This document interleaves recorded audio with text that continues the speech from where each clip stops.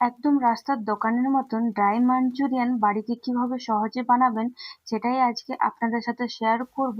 আর এই রেসিপিটা একবার যদি বানিয়ে নিতে পারেন তো বিশ্বাস করুন বাইরে খেতে মন তো চাইবে না, বারবার বাড়িতে বানাতে মন চাইবে। খুব সহজ পদ্ধতিতে আজকে আপনাদের সাথে শেয়ার করছি। আর তার সাথে অনেক ছোট ছোট টিপসও থাকবে যেটাতে আপনাদের একদম দোকানের মতন পারফেক্ট কিন্তু তৈরি হবে। তো চলুন শুরু করা যাক। তো প্রথমে এখানে আমি একটা বাঁধাকপি নিয়েছি, পুরো বাঁধাকপিটা নেব না, অর্ধেক বাঁধাকপি নেব। আর মনে রাখবেন কাটবার আগে কিন্তু ধুয়ে নেবেন, না হলে কিন্তু অতিরিক্ত জল বেরোবে। আর বাঁধাকপিটা খুব মিহি করে কুচিয়ে নিতে হবে। তো আপনারা চাইলে এখানে গ্রেটারের সাহায্যে বা চপার বা হ্যান্ড চপারের সাহায্যে কিন্তু চপ করে নিতে পারেন। খুব সহজে খুব কম সময়ের মধ্যে কিন্তু হয়ে যাবে। একদম মিহি আমাদেরকে কিন্তু চপ করে নিতে হবে, কিন্তু আমি এখানে মিক্সি বাটি এর মধ্যে অ্যাড করে দিলাম। এই অ্যাটেম্বারের মিক্সি বাটিটা খুবই ভালো, শুধু মশলা না তার সাথে সবজিও কিন্তু খুব সুন্দর কিন্তু চপ করা যায়। আর আপনাদের কাছে এটা না থাকলে তো সেই কারণে আপনাদেরকে আগেই বললাম যে কিভাবে আপনারা খুব সহজে কম সময়ের মধ্যে চপ করে নিতে পারেন। আজকাল অনলাইন বা অফলাইন দোকানেও কিন্তু খুব সহজে হ্যান্ড চপার পাওয়া যায়। আর এটার সাহায্যে কিন্তু আপনারা করে নিতে পারেন। দেখুন কত মিহি একদম চপ তৈরি হয়ে গেল, খুব কম সময়ের মধ্যে ঝটজলদি কিন্তু হয়ে যাবে, কোনো ঝামেলাই ছাড়াই। এরপর আমার এখানে সব চপ করে নেওয়ার পর একটা পাত্রের মধ্যে আমি এখানে ঢেলে নেব। আর আশা করি আপনারা দেখে বুঝতে পারেন যে কত মিহি না চপ তৈরি হয়েছে। আর অবশ্যই কিন্তু কাটবার আগে কিন্তু ধুয়ে নেবেন, নাহলে অতিরিক্ত জল বেরোবে, তখন কিন্তু মাঞ্চুরিয়ান বলগুলি ভেঙে যাওয়ার চান্স থাকবে। এরপর এক এক করে আমি মশলা দেবো। প্রথমে একটু কালারের জন্য কাশ্মীরি রেড চিলি পাউডার দিলাম, স্বাদ মতো লবণ অ্যাড করে দেবো, আর তার সাথে গোলমরিচের পাউডার অ্যাড করে দিয়েছি। এরপর 1 চামচ আদা রসুনের পেস্ট অ্যাড করলাম, আর তার সাথে 1 চামচের মতন কর্নফ্লাওয়ার আর 2 চামচের মতন ময়দা অ্যাড করে দিয়েছি। এরপর 1 চামচ সয়া সস আর এখানে 1 চামচের মতন রেড চিলি সস অ্যাড করে সবকিছু হাতের সাহায্যে খুব ভালো করে মিশিয়ে নেব। এটা করার পর কিন্তু একদমই রাখবেন না, সঙ্গে সঙ্গে কিন্তু আমাদেরকে ভেজে নিতে হবে, কারণ এখানে আমরা লবণ দিয়েছি, তাই কিন্তু অনেকটাই জল বেরোবে। তো সেই জন্য আমাদেরকে কিন্তু মিশ্রণটা তৈরি করার পর সঙ্গে সঙ্গে কিন্তু ভেজে নিতে হবে। এখানে আমি এক এক করে এভাবে বল তৈরি করে নেব। আর দেখুন কত সহজে না বলটা তৈরি হয়ে গেছে। এরপর আমি এখানে সবগুলো তৈরি করে নিলাম। আর গ্যাসে আগে থেকে তেল গরম হতে দিয়ে দিয়েছিলাম, তেলটা ভালো করে গরম হয়ে যাওয়ার পর লো টু হাই মিডিয়াম করে এক এক করে বলগুলো আমরা দিয়ে নেব। 1-2 সেকেন্ড আমরা কিন্তু নাড়াচাড়া করব না, কারণ অনেকটাই নরম থাকে, তখন কিন্তু তেলে ভেঙে যাওয়ার চান্সটা থাকবে।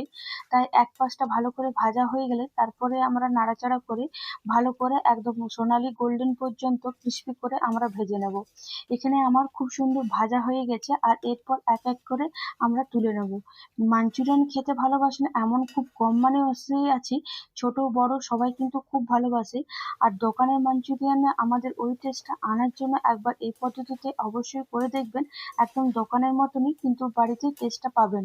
আর এই মাঞ্চুরিয়ান বলগুলি অবশ্যই গ্যাসের আঁচটা হাই না করে একটু লো টু হাই মিডিয়াম করে ভাজবার চেষ্টা করবেন। তাহলে দেখবেন বলগুলো কিন্তু একদমই ভাঙছে না। আর চেষ্টা করবেন বলগুলো বেশি বড় না করে একটু মিডিয়াম সাইজের বলগুলো তৈরি করার। এরপর এখানে আমি ক্যাপসিকাম নিয়েছি 3 ধরনের, হলুদ ক্যাপসিকাম, গ্রিন ক্যাপসিকাম আর তার সাথে রেড ক্যাপসিকাম।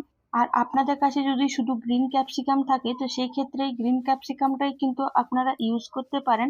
আজকে আমি এখানে পুরোপুরি কিন্তু বাঁধাকপি দিয়ে তৈরি করছি, আপনারা চাইলে কিন্তু ক্যারেটও দিতে পারেন। আমি কিন্তু একদম বাইরের দোকানে যেভাবে পাওয়া যায় ঠিক সেভাবে করার চেষ্টা করেছি। এরপর আমি এখানে একটা ফ্রাই প্যান চাপিয়ে নিয়েছি, তার মধ্যে 2 চামচের মতন তেল অ্যাড করে দেওয়ার পর রসুন কুচি, আদা কুচি আর কাঁচা লঙ্কা কুচিকে হাই ফ্লেমে ভালো করে ভেজে নেব। আর তার সাথে দিয়ে দেবো পেঁয়াজ কুচি। অবশ্যই কিন্তু এইসব কিন্তু হাই ফ্লেমে ভাজবেন, তবে কিন্তু স্বাদটা ভালো আসবে। লো ফ্লেমে কিন্তু একদমই ভাজবেন না, হাই ফ্লেমে ভাজলে বেশি স্বাদটা ভালো হয়।